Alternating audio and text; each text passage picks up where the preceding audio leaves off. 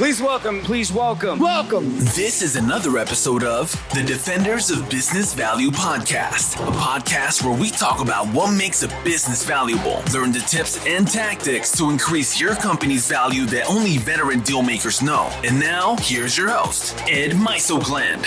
Welcome to another episode of the Defenders of Business Value podcast. I'm your host, Ed Mysogland. And today, I got a great episode. Jeff Bevis. Jeff is the Chief Operating Officer at Caring Senior Service franchise. And this is a home care franchise. So when, like in my case, we have, my mother-in-law is getting up in age and she's probably going to require, some additional services that from where I'm at, 3 hours away, it's just hard to do. And so this franchise comes along and they augment, home care services that family members would typically provide. And so one of the things that I'm really excited about and is Jeff as a person, because Jeff is probably one of the most transparent and information sharing people that I've had on the podcast. He talks about market multiples like it's no big deal. He talks about where this industry is going, like it's no big deal.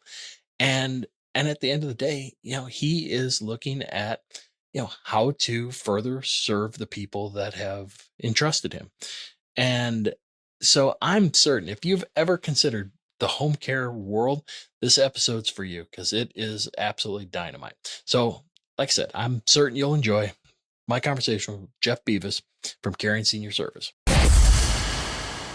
Well, welcome to the show, Jeff. Thanks, Ed. I appreciate being here. Well, it's great to have you. I've been looking forward to this for a while. 38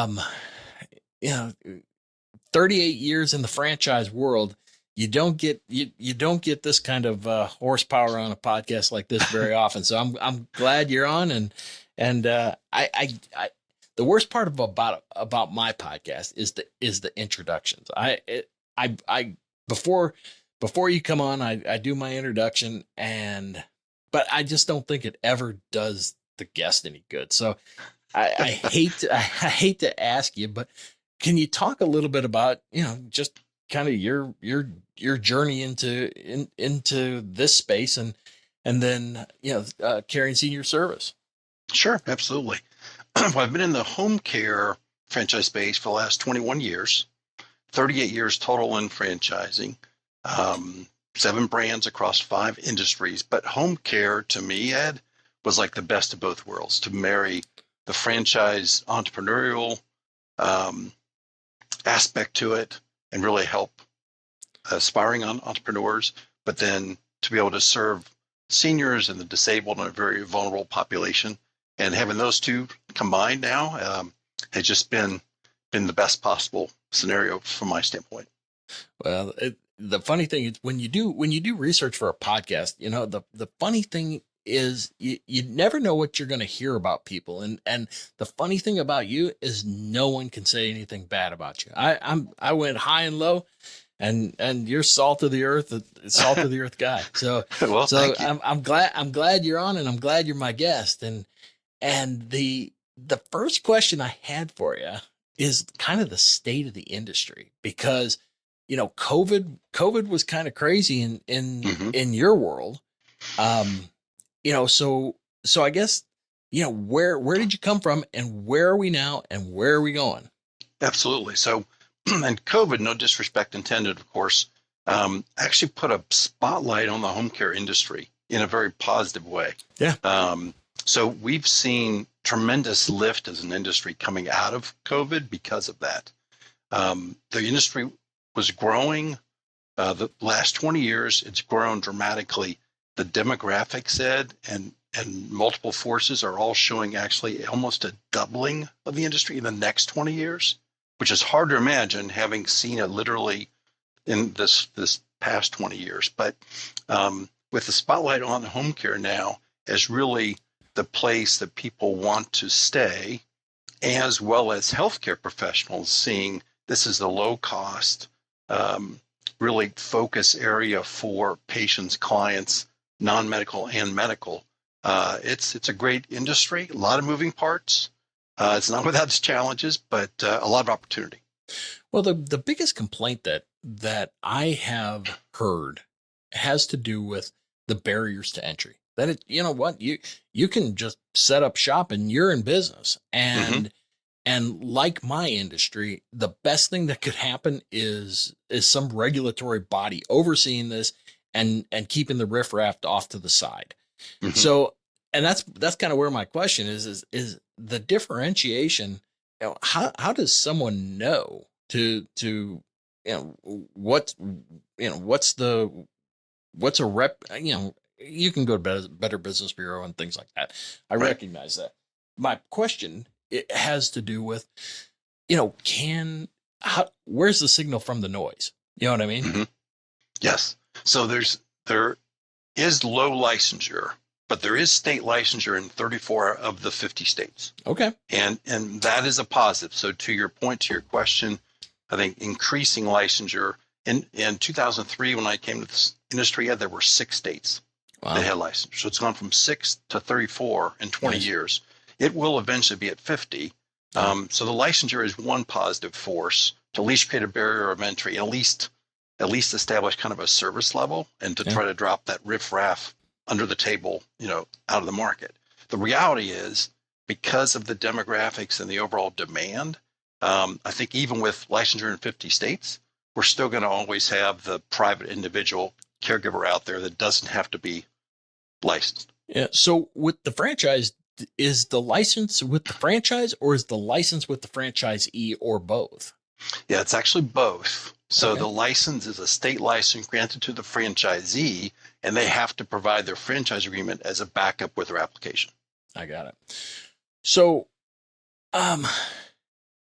like when you're valuing, and I'm going to jump around here, but when you see a franchise, and it could be, franchises in general, but from the home care space, where are the value drivers? What creates value in this business? Because it just seems, we're going to talk about recurring revenue coming up, but there has to be more to it than just having the contract for the client, right?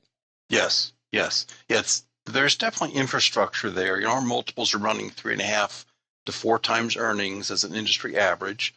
Clean financials, solid 3 to 5 years plus operating history can get you in the 7, 8, 9 times earnings range. So the multiples are definitely solid.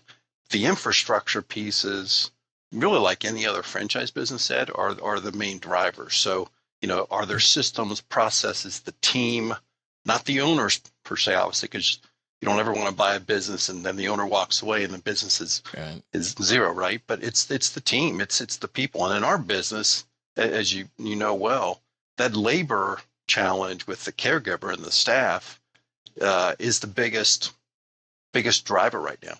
Yeah. So how do you retain those types of people? Because again, I've talked to so many home care businesses where, the biggest complaint is someone will jump ship for a quarter an hour, and that's hard. And, so how do you make those clients or those employees sticky? Yeah, that is the absolute challenge to us. I will make a point though, that we have a retention issue in this industry. We don't have a turnover issue. Really? In other words, we don't have a recruiting issue. We have a retention issue. Okay. Our caregiver turnover rate per the industry, there's what's called the Home Care Pulse benchmarking report, comes out every year. Last year was 77.1% was the caregiver turnover number. That's fast food like. Yeah.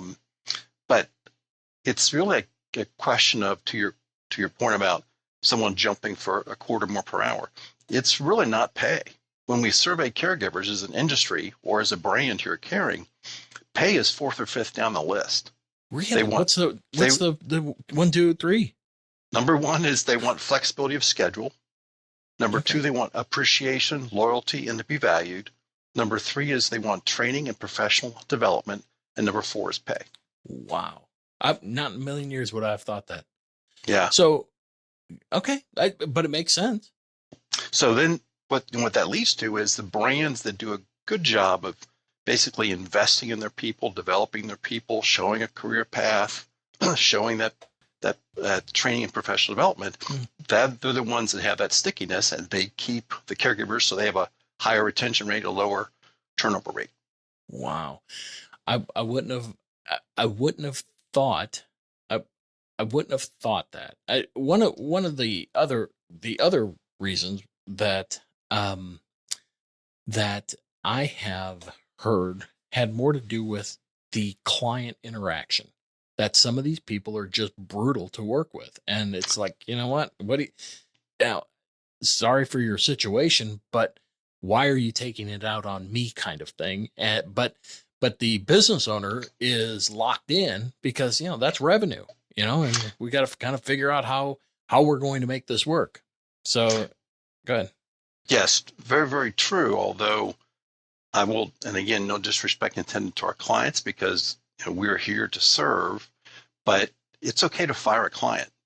Yeah. Because our number one asset, Ed, is the caregiver, are those actual people. And if I've got a client that is berating or mistreating a caregiver, then I need to make a decision, because otherwise I'm going to lose that caregiver, who could be somebody that serves multiple clients. Yeah, I get it. Earlier you had mentioned earnings. You had 3 to 4 times earnings, and can get as high as 7 to 9 under real special circumstances. Mm-hmm. When you say earnings, define that for me. It's basically EBITDA. Okay, but not officers' compensation, or is it? No. So true EBITDA. I get it. Yes, that would be in addition. Yeah, obviously. So is that up or even, like, I've been following multiples at, the sub $10 million revenue space for a long time.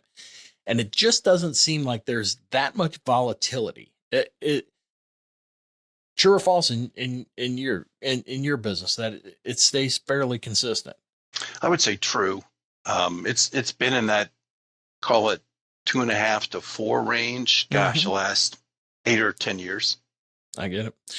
And are you seeing, and this is franchise specific, are you seeing a lot of interest in people coming, investigating this type of franchise? I know the answer is yes, but my question is, who are the people that are coming and looking? Because it seems that it's different. Like, you've been in it 38 years, I'm 31, and I'm sitting here going, wow, the avatars and the landscape of the business buyers are nowhere what they used to be. So I would agree. Yeah. It's really changed a lot. And it seems like a lot of that change has occurred post pandemic. I think COVID has caused some of that, but yeah, so we're seeing still some of that second career, early retiree, especially now with the economy being a little bit more shaky, folks coming out, getting a package, downsizing, some of that. But I would say the majority are in 2 new different camps. One is the much younger entrepreneur, a 20-something, 30-something, who maybe has had some quick success in the first 6, 8, 10 years of their career, and really wants almost like a work-life balance shift to being their own boss, controlling their own destiny, but really doing something that has a purpose. So that's one group that we see really on the rise. The other group is, quite honestly, private equity. Really? And pure financial buyers. And this poses for both franchisors and franchisees. But the last 2-3 years, we've had continual stream of private equity buyers, small to mid-size, that are looking to almost like roll up multiple franchises in a given brand. Now, some of them have not understood the fact that, I can't buy a caring senior service and a home instead and a ride at home, because I have that non-compete limitation. But that's what they think they want to do. So they end up going into an individual brand and trying to buy multiple, both startup territories as well as existing.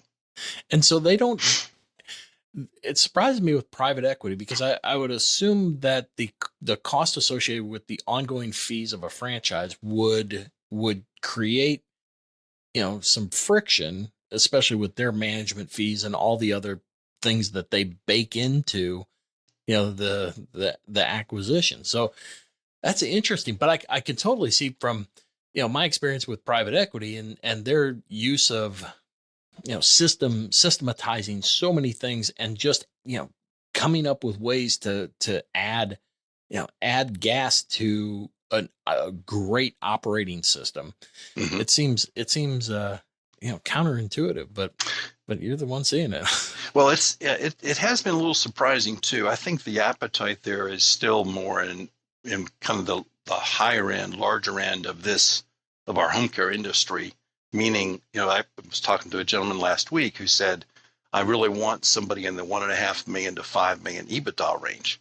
Well, there aren't a lot of franchises, at least in the first couple of years, that are in that range. Now, there are folks out there because this industry has had such a high growth industry. But so they're taking kind of a needle in the haystack, very, very highly targeted approach to try to find those high EBITDA opportunities. So does the franchise, I know most of them bake in, the first right of refusal. And I mean, do you guys, with what you are seeing on the horizon, especially, industry consolidation and things like that, I mean, are in your space, are you exercising often, or, and turning them into corporate operations? Yeah, we've done a little bit of it here at Caring, Ed, historically, because we have 5 corporate operations now. So we have that infrastructure base. As a rule, I would say we most of the time have not exercised it. It's really been more if there have been extreme circumstances, owner health, death. Oh yeah, those types of things. So when you like for the younger ones, the younger buyer pool that you mentioned, I do some teaching over at Butler University, and the entrepreneurship through acquisition. I mean, that's a thriving area. And I'm sitting here, and I've got kids that are getting to be close to this age, and I see them as kids, and I'm like, now how in the world are you going to come in and coach and lead and so on and so forth? But I could totally see why a franchise might make the most sense, because you are able, you have that backstop of the process more so than the personality of the owner. You know what I mean? Exactly. Or the competency of the owner, and the two of you can learn together. I mean, is that what you see too? We do, and it's a little bit of maybe kind of stemming their enthusiasm. And you may have seen this in some of your Butler classes, where it's almost like they come in and they think they have all the answers, and they're a little bit, there's a learning curve for them to understand, okay, I don't have all the answers, that my original concepts are a little bit too idealistic. The real world is really more like over here, and that's where the franchisor is going to really help me. Yeah. So I think as long as we kind of reach that point in the middle, then it works well. Well, from a financing standpoint, does the SBA, do you have any preferred folks that you work with as far as that get you guys financed? We work quite a bit with Guidant. Okay. So the 401k, you're using the 401k money. Yes. Well, and the reason I bring that up is, anymore, the acquisition, you're only required to put 10% money or 10% of your own equity in to buy, to acquire a business. And, as a taxpayer, it makes me kind of cringe. As a deal guy, thumbs up, man. Just keep rocking. But the thing, and I only bring that up for 2 reasons. One, that the financial barrier to entry into a business is lower, and having the backstop of A, the seller, and B, the franchise seems to make, oh my gosh, it makes so much sense for someone to buy in. But the other side, and I don't know if you saw this, the SBA has two programs out now where it has, if you're buying, like one franchise wants to buy another franchise, there's no money from the buyer that's required. And they can buy an existing franchise as long as you're in the same NAICS code for no money. It's assuming you have a decent balance sheet. Right. So that's a big thing as far as from my standpoint to share with you, is that your franchisees could be growing through acquisition fairly, I don't want to say easily, but they're already in the system. So something to consider. And then the second thing that they just came out last Wednesday, it's effective November 15th, is partial ownership buys. So, before they were requiring almost like an ESOP where the business owner is required to personally guarantee the debt of the buyer. So they default, there's recourse to the selling partner. But now they can stay with the business. They can take the chips off the table. So, for those franchisees that are, considering selling, or, they're at that age, or they have a partner, or they're looking at retention, or they're looking at all kinds of, reasons why you would want to sell a fractional interest of your business. It's a good time to be doing that too. So yeah, definitely creates more of an interim step if someone doesn't want to exit completely. It's kind of a first step to take out of the business, but still kind of stay involved. You're right. So how does the key employees, what's the trajectory of a staff person? Because I get a lot of questions about how do I take my key employee, make them even, not only sticky, but also perhaps my succession plan. So are you seeing any, here's how you identify this person? Yes, we actually have a program here that we have introduced in the last year called Manage to Own. Nice. That, we've seen that in past franchise industries before, that it really attacks exactly what you're talking about. So it takes in our world, an agency director, kind of general manager that runs each of these businesses on a day-to-day basis. He or she, the normal progression for them is to earn equity or to obtain equity and become at least a partial minority owner. Like you said, could even be an exit strategy to the current owner and help that current owner exit completely 3-5 years down the road. Wow. Do many franchises have that? I don't think they do.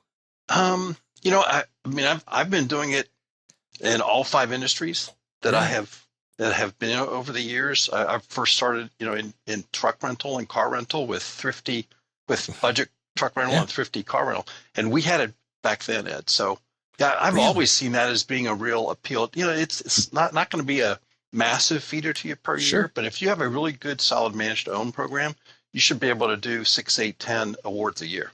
Yeah. Well, that's what the reason I share that or ask that has more to do with, normally when people show up at my doorstep saying they want to sell, they haven't turned around and looked at who might be their candidate within their 4 walls. Yes. And it just surprises me that if your franchise is worth its salt, that you would have, you would know about this program to signal that this may be a candidate. So that's really interesting. It's kind of back to what I was mentioning before too.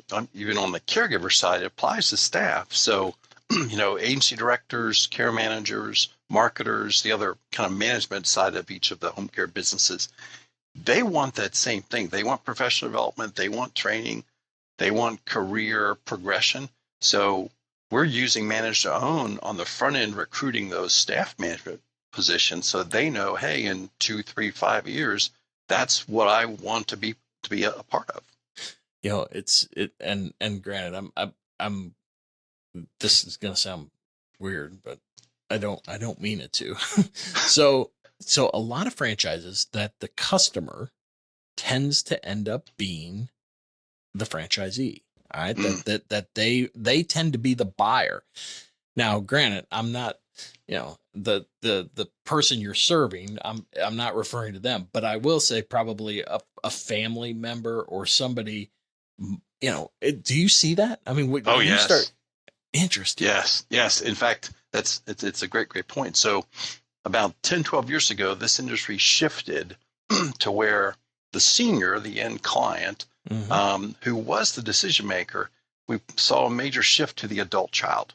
So it's the son, the daughter, who really is the true decision maker now, and has been for the last 8 or 10 years. Well, to your point, more and more now, it's like the adult child found caring senior service to care for their mother or father, and then in doing so, they realized, oh my gosh, this is a whole industry. There's a whole business here, and then it does pick up the appeal. I think I looked a couple weeks ago.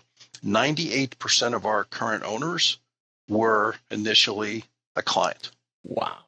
Yeah, so it's a big number. It's a big draw. Well, but do the franchisees know that? I mean, that you know what, you may want to do a great job because that person may be your exit out of the business down the road.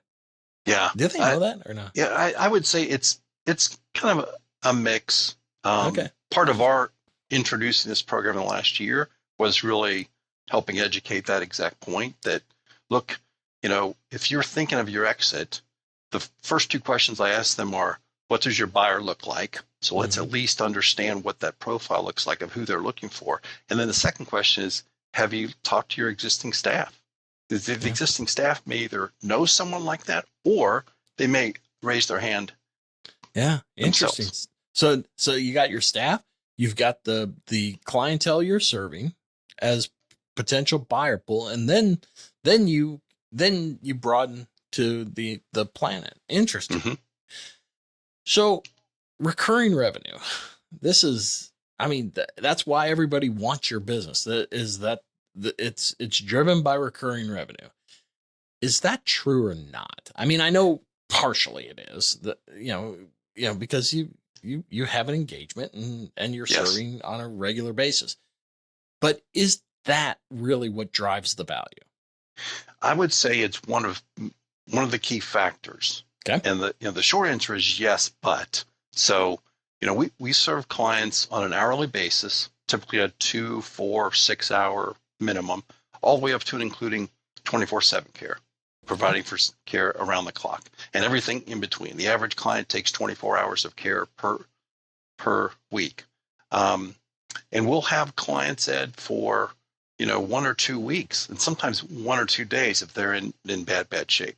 Yeah. But the average client right now is sitting at 9.5 months is how long we take care of them. And a lot of people start at 6, 8, 10, 20 hours a week, and then become, as their conditions worsen, 60, 80, 90, 100 hour per week clients. So it is recurring revenue. You do have those quick in and out clients, but that's just part of the fun, part of the challenge. And a lot of those quick in and out clients come back and become a more permanent or longer term client too. So it's funny because I shouldn't say it's funny, but when I and this is years ago when my mother was deteriorating, I reverse mortgaged her house, and I'm telling you, whatever I needed to do to keep her in that house was what was going to happen. And I was going to, my sister and I were a little bit sideways because she's like, well, she can get better care. She can get better care, with in a facility. I'm like,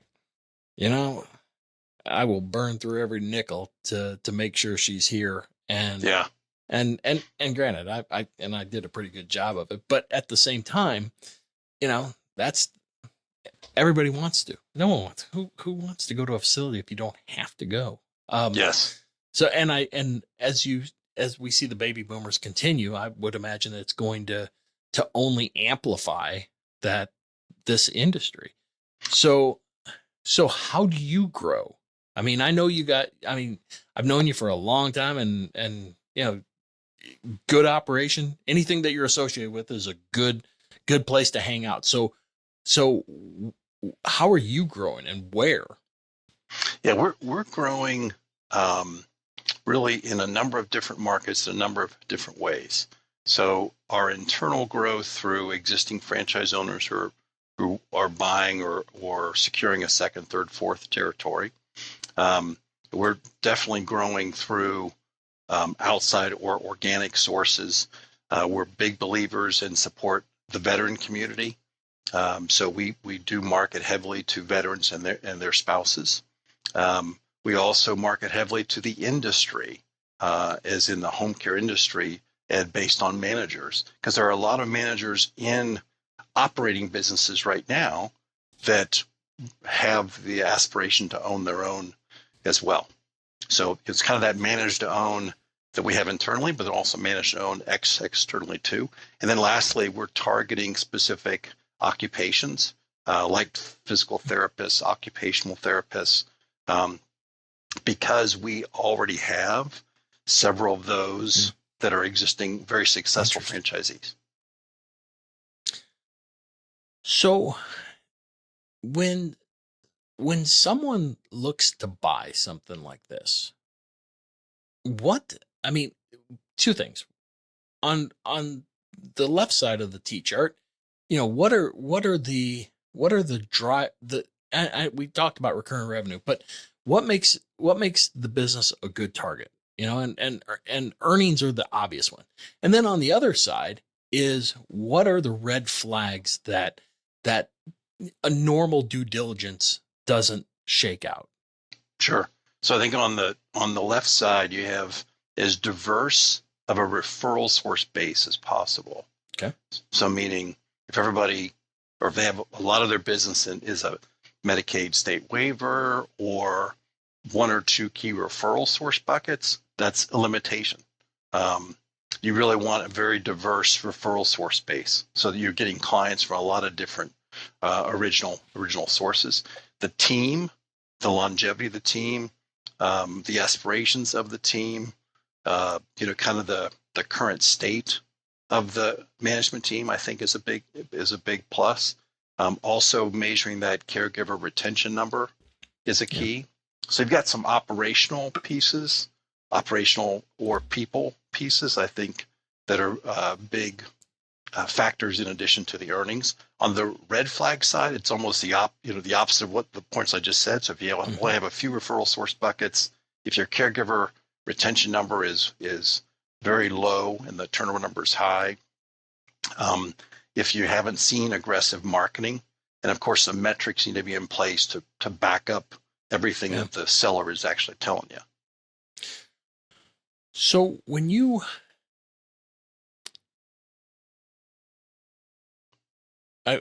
where I was going with this, I wanted to know from a working capital standpoint. I mean, is this a difficult business to fund? I mean, is the time you have a client, you perform the service, there's billing. Is it done on a weekly basis or a monthly basis? So weekly, so you don't have the cash flow challenges, right? Right. So I think that the short answer is it's not a difficult business to really fund. Our new franchise is 116 to 176,000 is the working capital range, item 7. The existing business, as a model at Caring, we bill every 2 weeks. Okay. And we are predominantly private pay, about 72% private pay. The other 28% comes from third-party payers like long-term care insurance or one of the different VA programs primarily. So the key there too is from an AR standpoint, you really don't have, especially if you have heavy private pay, the AR is almost zero. Okay. So since I'm coming to the end of all of my questions, I one of the things that I've asked, so you're, I think, episode 105, 106, and I've asked this since the beginning, is if you had one piece of advice that you would give business owners that would have the most immediate impact on their business value and salability, what would it be? Because you've seen a lot of them. Yeah, I would say far and away, Ed, make a stronger, higher, deeper reinvestment in your people. Interesting.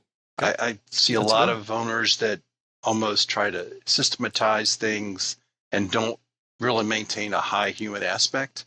And, if that team is not there, and then when the owner exits, that buyer has very little really to back everything up. Nice. That's a good one. So what's the best way we can connect with you? Well, my email is jbevis, Bevis, at caringinc.com. So it's Caring INC. Certainly welcome folks to go to our website anytime, and always enjoy speaking with potential buyers or folks that are even contemplating the industry, just to try to help them better understand how it works. You know what? And I'm glad you said that, because what the listeners don't know is just how generous you are with information and with no strings attached. And that to me is, that's why you got a 38 career in the franchise world, my man. But we'll have links to you and where to find you and all that good stuff. Is there a hot market that you're looking for before we go? Is there a place that here's we got listeners across the country. So is there a spot that you're looking for? Gosh, not really. We have over 500 territories available in the U.S. today. We're in 57 markets in 17 states. There is no state or even city even close to saturated. So, Perfect. And with a growing senior population, we've got decades of growth. So we would welcome interest anywhere. Right on. Well, hopefully we'll find you 1 or 10 from this podcast. Thanks, my man. Appreciate the time. Thanks for having me, Ed. This was another episode of the Defenders of Business Value podcast. For more episodes packed with strategies to increase the value of your business, visit defendersofbusinessvalue.com for show notes, transcripts, and free tools to start you on your journey. Subscribe now so you don't miss any future episodes.